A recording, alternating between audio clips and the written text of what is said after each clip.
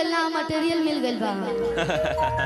बढ़िया मसाला बा सोनू भैया। आई कार्यक्रम सुपर हिट बा। ठीक बा, सुपर हिट बा, अपलोड हो गई, बना वायरल हो गई। लिखाई शिल्पी राजमंच पर से टूटते हुए देखिए कैसे गिर रही हैं। लेकिन हमारा कुछ ना भइला, इ रउआ लोग के प्यार बा। एगो भक्त माई के दरबार में गइल बड़े, कहत कैसे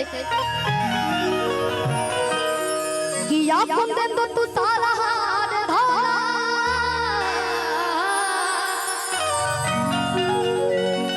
या शुभ्र वस्त्र वृदा,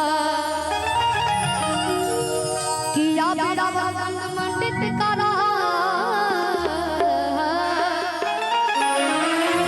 या श्वेत पद्मासना, कि ओम जयंती मंगला काली, भद्रकाली कपालिनी,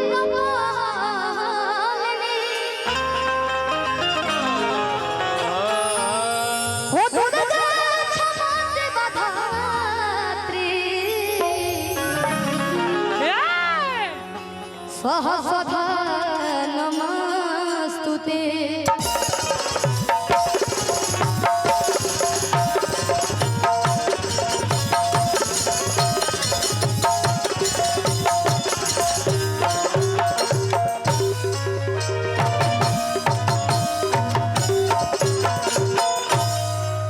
एजा सब लोग हमरा से बड़े बा, जे भी लोग गावे आई बटे भैया, कितना लोग के नाम ना बोलनी हो। एगो हमार छोट भाई बा गोलू, इहो बड़ा अच्छा डांस करेला। सुनील भैया बानी कॉमेडी के दुनिया में, हम कहनी न एगो चैनल बनाई, सब लोग प्यार दे, जेकरा लगे टैलेंट रहेला रउआ खाली यूट्यूब पे छोड़ी, रउआ के परख ली लोग। देखा तनी कितना भर भर के प्यार मिलता। पैसा रुपया दूसर चीज बा, लेकिन इतना मान सम्मान मिलल बहुत मुश्किल बा। जे बड़ा भाग, बड़ा मेहनत करेला वो करे मिलेला, बिना मेहनत के कुछ ना होला। आप किसी भी मंच पे जाते हैं तो रोने लगते हैं, क्यों रोते हैं? आप हंसिए, इसको एकदम मजबूत कीजिए, कभी भी नहीं रोना चाहिए। रोवब तो लोग और कमजोर समझी, आ हंसब तो लोग कई की भाग, एकरा तो कोनो फर्क नहीं पड़त, काहे के बोले के? कभी भी नहीं रोना चाहिए, किसी भी सिचुएशन में नहीं रोना चाहिए। एक भक्त माई के दरबार में गए, कहते हैं कैसे कि जो ना बोले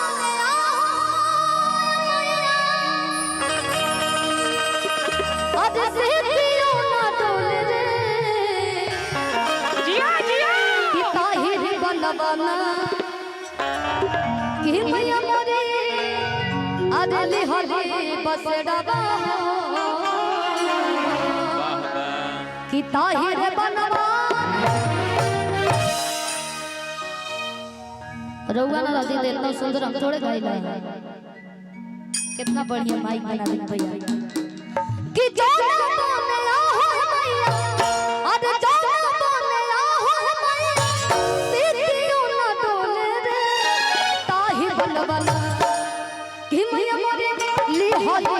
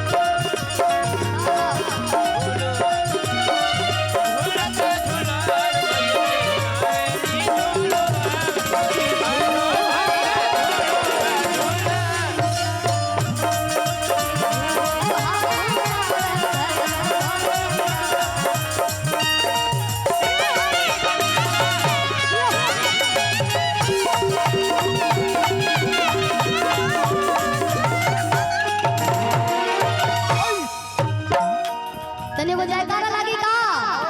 प्रेम से दुर्गा मैया की जय जटाई बाबा की जय। इतना तो साउंड है नहीं कि करते करते तुम लोग बोला जानते हैं कि माथे पर मुकुटावा शोभे आधे कहने कुंडलवा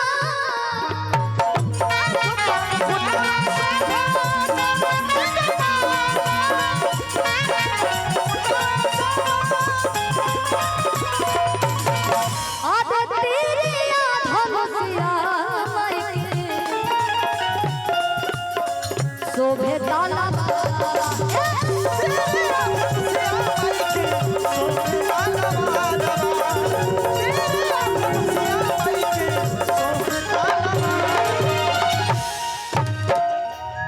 सर के बहनी बनावल रहे ओ बेरा हम बहुत इनाम पावत रहनी और एहू बेरा जीवन ई प्यार मिलत रहे आपके आशीर्वाद बनल रहे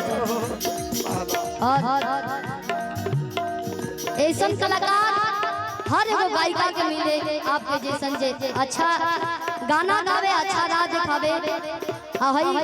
भाभी की तरफ से आप तो पूरा महफिल के जाने वाली अगर रहुआ ना रहती तो बाबू ना होते आ बाबू ना होते तो हम ना होते आ हई लोग ना हो बस बस यही प्यार बनल हो कैसे माथे पर मुकुटावा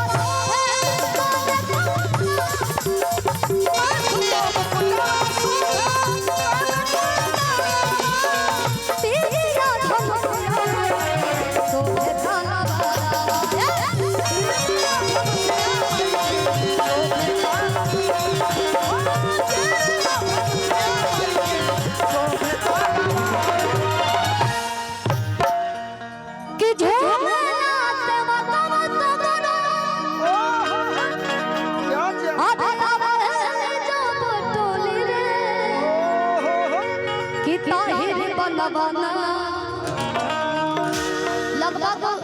2012-13 चलत हुई स्टेशन के पास मूर्ति जी रखा हर साल रखा ली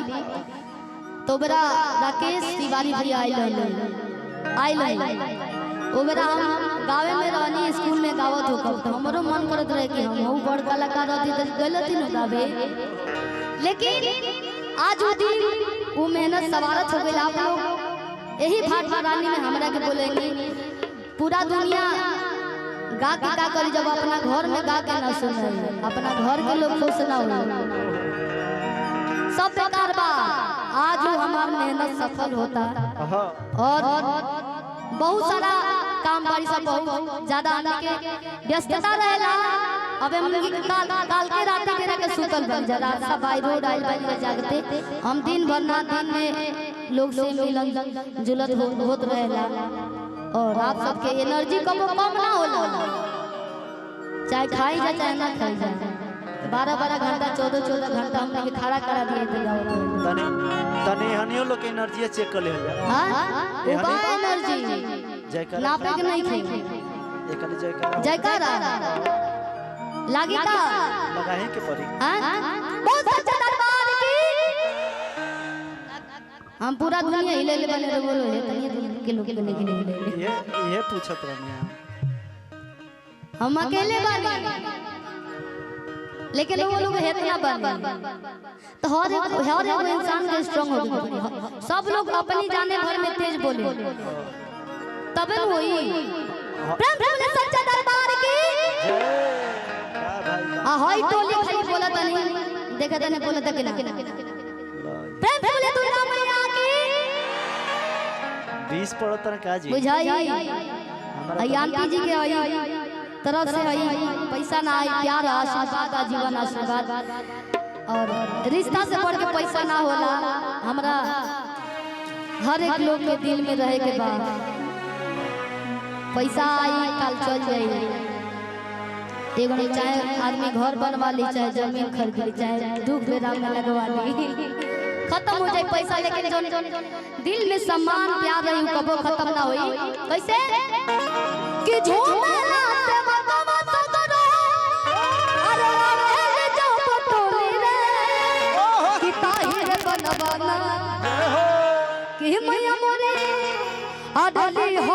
बसेड़वा कि ताहिर बनवा कि मैया मोरे ली होली बसेड़वा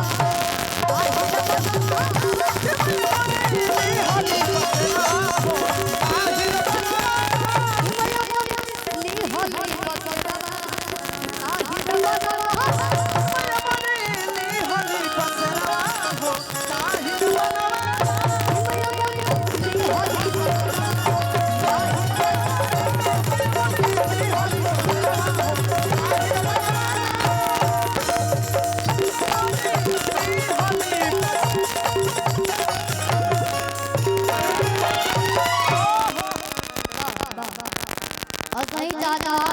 रह गई